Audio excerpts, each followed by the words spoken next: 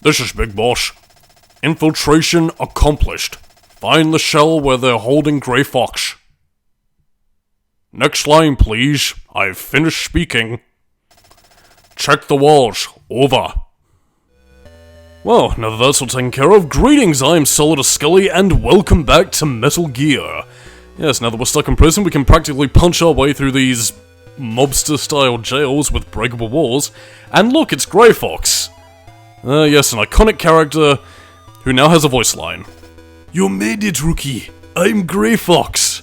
Oh my god, this impersonation sucks. Metal Gear is the ultimate weapon. An all-terrain nuclear-equipped walking battle tank. I do apologize for my shy Grey Fox voice. When it's finished, a nuclear strike can be launched anywhere on the planet. We must do everything we can to destroy it before it's completed. There's only one way to destroy Metal Gear. Line. Please? And the only person who knows how to do that is Metal Gear's developer, Dr. Drago Petrovich Madnar. Weird. And he is being held prisoner somewhere inside this building. Find Dr. Madnar. And so, that's pretty much the last of anything that Grey Fox will actually do in this game. Yeah, kind of funny he went on to have more of a recurring role later on, although, I guess considering where his true loyalties lie, that kinda does hint towards where he'll be going in the future. Or at least for Metal Gear 2 specifically, but in the meantime, we've busted out of prison, and now it's time to make our escape. But who will stop us? Da, comrade, I am the Shotmaker. No one has ever escaped from me and my gun. Now, you have pretty much no weapons, and you also have no means of punching the guy out, so run away, run away, run away, run away. But first, a radio transceiver message that they didn't take off him for some reason. This is Big Boss. Recover your weapons and equipment and get out of there. They've got to be hidden in a room somewhere. Punch your way through. Over. Yeah, actually, that's kind of bizarre. Like, I mean, this isn't a codec which is done via nanomachines. This is an actual physical radio that, for some reason, they didn't take off Snake when they captured him. Kind of odd. You would have thought they would have taken it away from him, tried to find out who he was working for, although, well, then again, spoilers, I suppose. But anyway, Shotmaker is pretty easy to take out. It's pretty much just, making sure that you align your RC missiles to where he is. Even if you don't get it on the exact plane, just fiddle around with it for a little bit and you should get him. Again, they don't run on fuel or anything, so you don't have to worry about these missiles blowing up unless you run it into a wall, and, simply as it simply does, and Machine Gun Kid has been taken out. Yeah, Diane taking a shower. Lovely. But yeah, putting all that aside, pretty much take out, Shotmaker, guard of the prison. I'd say he is probably the most dangerous boss, but that's... Oh, God, excuse me. But that's only really because of the fact that, again, you're pretty much defenseless until you get your weapons back, and even in that case, hide behind cover, avoid his shotgun blast, which probably have the biggest radius of any enemy in the game, and job's good, and you pretty much saved your bacon. But in the meantime, though, we, you know, also have equipment recovery, and, yeah, again, if you exit a room, come back in, booyah, equipment is back and there for you to collect. So, yeah, I will probably cut down on these, unless, of course, I start rambling like a brambler, but, you know, neither here nor there in this case. And, yeah, you might also be noticing as you increase in rank, you also increaseth in health and, ammunition. Anyway, back to Grey Fox, though. I don't know if the idea is that he's meant to be too injured to continue the mission, or that Snake was pretty much just there to get him out and that's that, but it's kind of odd that they wouldn't have had the more experienced Foxtown operative leading Snake by radio communication, but I don't know, I mean, I guess obviously that's what Big Boss is there for, but I don't know, I guess the idea is that he was too injured to continue and he was pretty much there to be extracted. Although, speaking of extraction, how exactly Snake plans to get the hostages out is another mystery. I mean, they disappear as soon as you free them, but yeah, you're pretty much under armed guard from a lot of heavy security, so yeah, I don't think anybody's getting out of here anytime soon, and given what happens at the end of the game, well, the less said about the better. But anyway, now that we have card level 3, we can finally get the Bomb Blast suit, and pretty much make tracks to finding Metal Gear's developer Dr. Madnar, which is another thing to talk about. You know, there is no retconny Peace Walker AI Dr. Strangelove Huey Emmerich bullshit going on. No, the original developers of Metal Gear was in fact Dr. Madnar. There was no Sokolov and Shogohod, whatever fucking bullshit. Yes, it was a Russian scientist modeled after Albert Einstein, Dr. Madnar, who also made a return in Metal Gear Solid 4 as like a one-off reference, and then I think it was like by Naomi and Otacon, and then Snake basically looked at him and was like, man, I don't give a fuck! But then again, that might also have to do with the fact that the man also choked Snake at one point. But how did he do this? You will have to find out later. But anyway, with card level 3, we also open up the doors to, well, more things to see and more bosses to fight. Yes, it seems that the Shotmaker is not only one of the elite Outer Heaven 4 that we have to fight, but also, well, another character. Luckily they don't detect us, but they are giving us damage, and Jesus Christ, move, you fucking bitch. Ugh. Patience, my one weakness. Ugh, thank God for tunnel vision at least, but... Ah, well fuck it, subtlety's out the window anyway. Makes me wonder why I even freaks and bothered. But anyway, at this stage, our primary objective is pretty much to head to the courtyard, find Dr. Madnar, figure out how to stop Metal Gear, and that's pretty much the breaks, really. To talk about Metal Gear in and of itself, again, the fact that it's a walking battle tank isn't really the most dangerous part.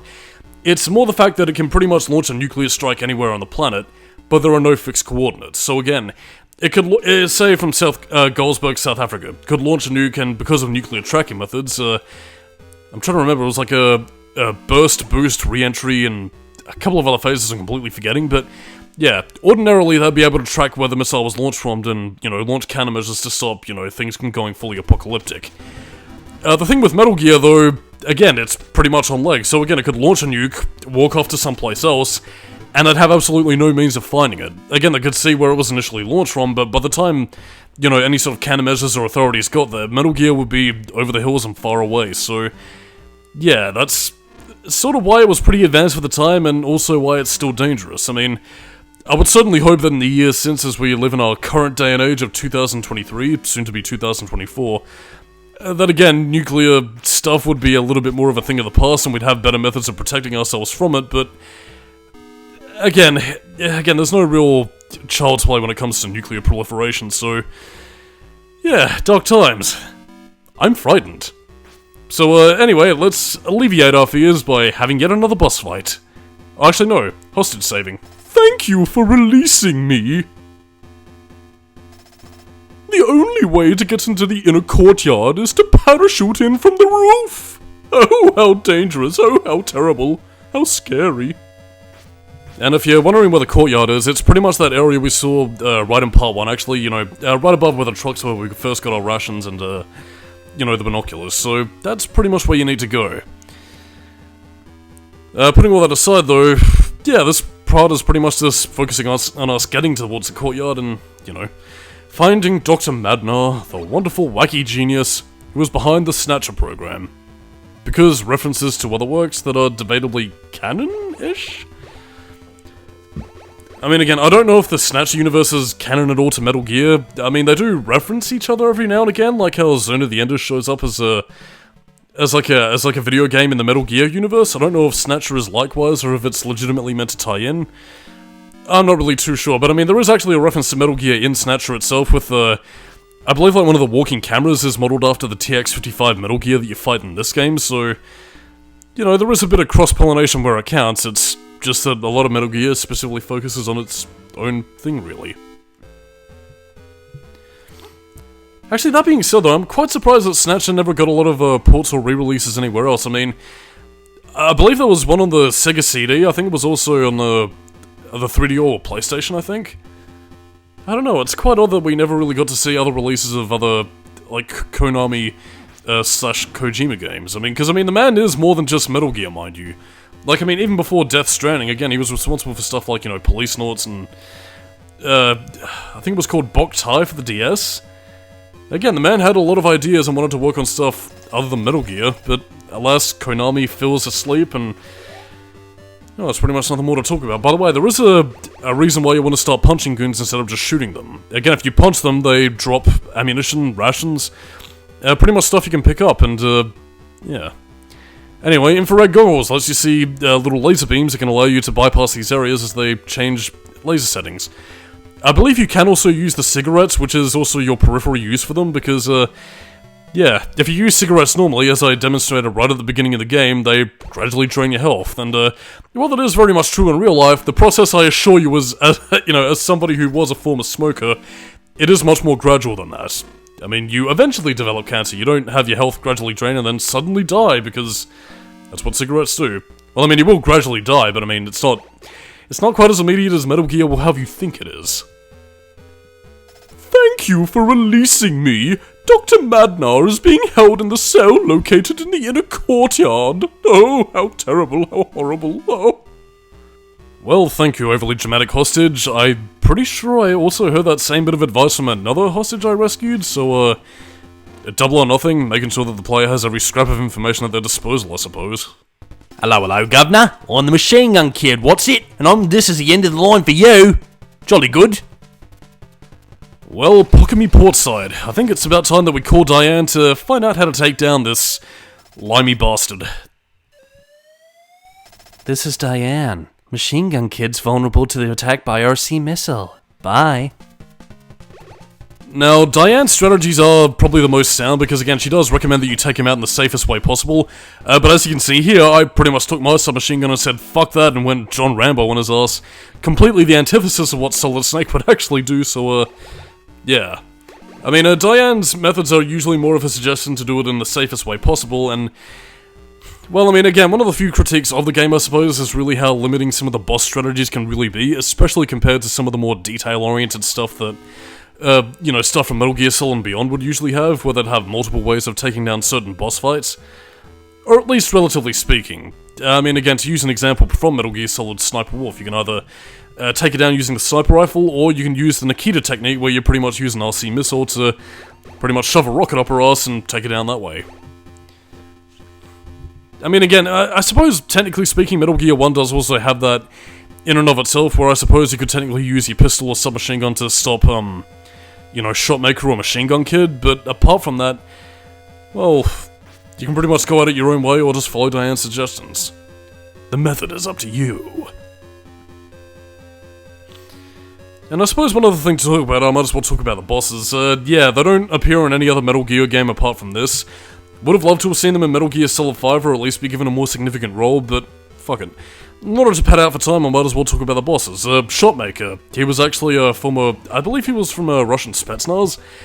And yeah, he was apparently such a good prison guard that he was literally the only guard stationed in the prison because he was literally just that damn good.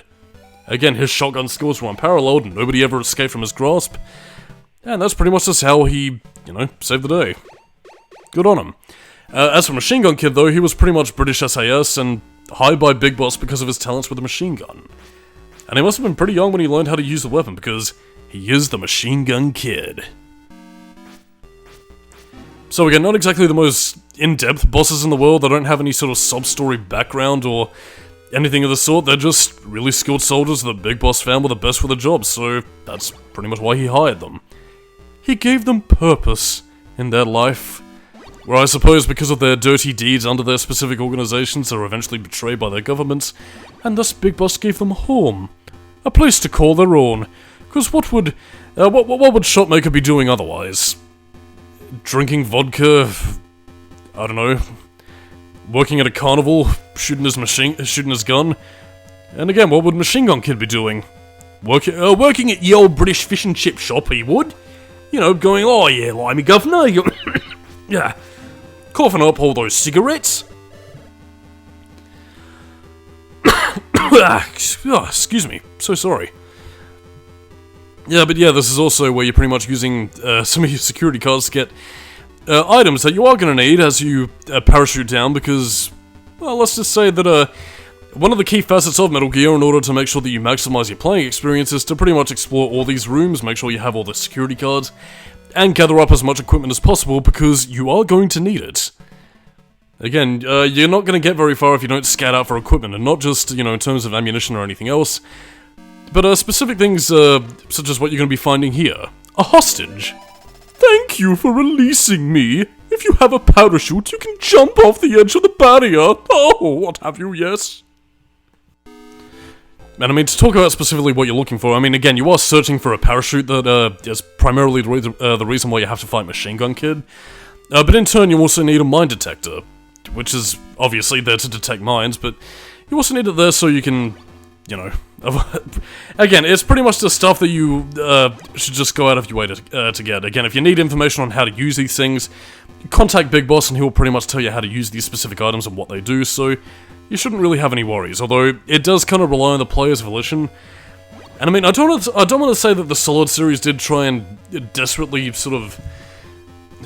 Okay, there's really no nice way to put this. I mean, they did try and desperately coddle people by...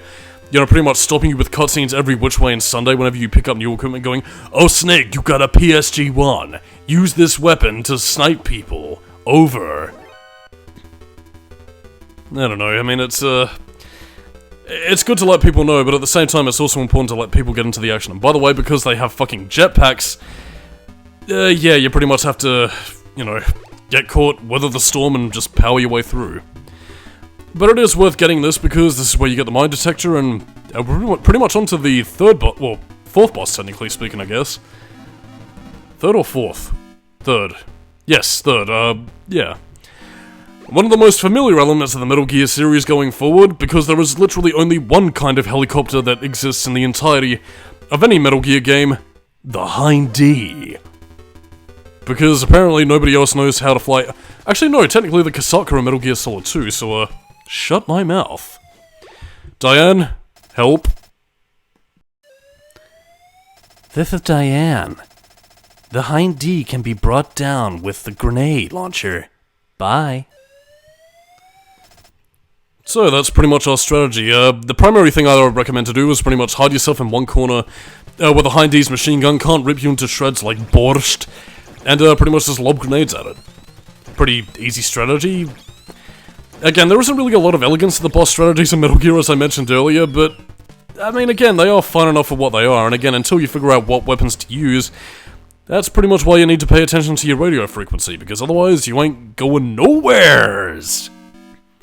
And here's the edge, and by the way, you can actually fall off this area if you don't have the parachute equipped, so, yeah. You'll pretty much fall straight down and die when you hit the bottom of the courtyard. So, make sure you have that parachute equipped, otherwise, well, you're stupid. Goddamn motherfucking stupid. Stupid Snake. That's your new codename. Solidly fucking stupid. Thick as a brick. Dumb as shit. But yes, anyway, we have found Dr. Madnar's cell. And it's on the other side of where we first started in the game. Ah, nostalgia. But anyway, I'm just pretty much just exploring around and, yeah, just sort of wasting time, really. I mean, this is also the area where you get card number 4, so, you know, mercy for small rewards. I'm also trying to access all these areas, despite not having the card, because you meant to access Madnar's cell first, before getting access to everything else, and, killing all these dogs that have suddenly respawned. Oh, the shame, the shame! But yeah, that's what the mine detector does. And, unlike with the Metal Gear Solid series, there's no crawling in this game, so, you kind of have to skillfully avoid the mines, or, well, just, just pretty much tank the hits and run, really. So, yeah, that kind of sucks. Oh, dear. Yeah, well, I mean, on that note, I am Solidus-Skully, keep it new metal, and yes, we are finally going to rescue Dr. Madnar after killing some dogs. Catch you next time. Dr. Madnar, was I too late? Well, we're gonna have to find out next time.